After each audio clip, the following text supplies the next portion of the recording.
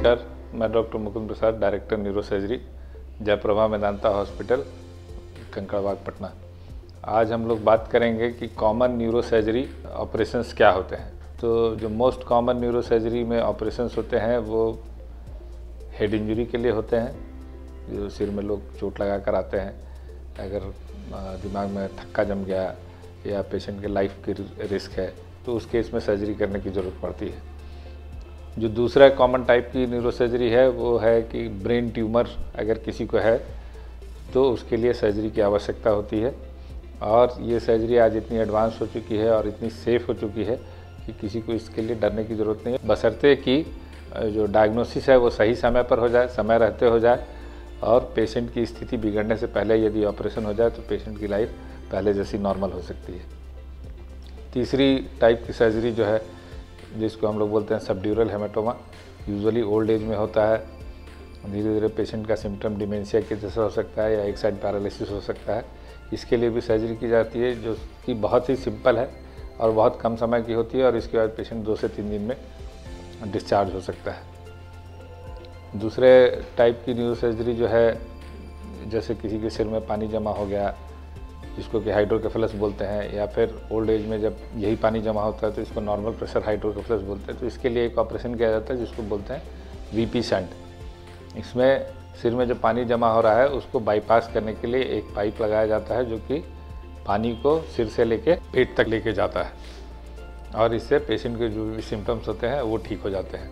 और जो neuro surgery की बात करें तो कभी कभी फेशियल पेन सिंड्रोम्स होते हैं, जैसे कि ट्राइजेमिनल न्यूराल्जिया हो गया, जो कि दवा से नहीं ठीक हो रहा है, बहुत सालों से लोगों को है, तो उसके लिए भी एक सिंपल सर्जरी होती है जिसको माइक्रोवैस्कुलर डिकम्प्रेशन बोलते हैं।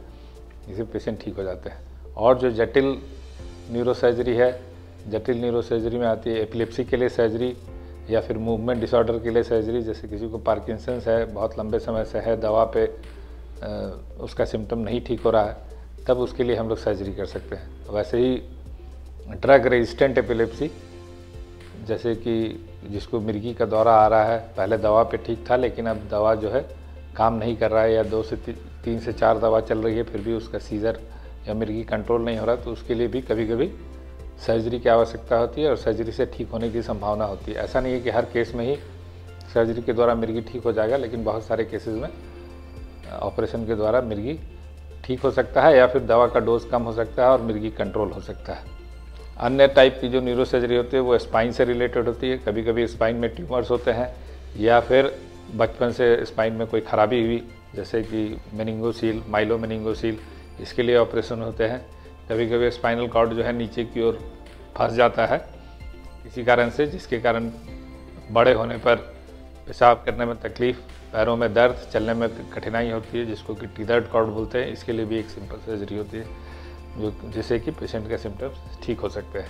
और जो कॉमन होने वाली सर्जरी है वो स्लिप डिस्क के लिए सर्जरी होती है, जो कि मिनिमली इन्वेसिव मेथड से, मतलब की होल सर्जरी द्वारा सर्जरी होती है, और इससे पेशेंट को कमर में दर्द, पैरों में दर्द, चलने में कठिनाई, इतनी ज़्यादा कठिनाई होती है कि उसका नॉर्मल लाइफ अफेक्ट होने लगता है। तो वैसे केस में की होल सर्जरी द्वारा इसको ठीक किया जा सकता है। स्पाइन में भी ट्यूमर्स होते हैं, अनेक टाइप के ट्यूमर्स होते हैं जिनका कि सर्जरी के द्वारा इलाज संभव है।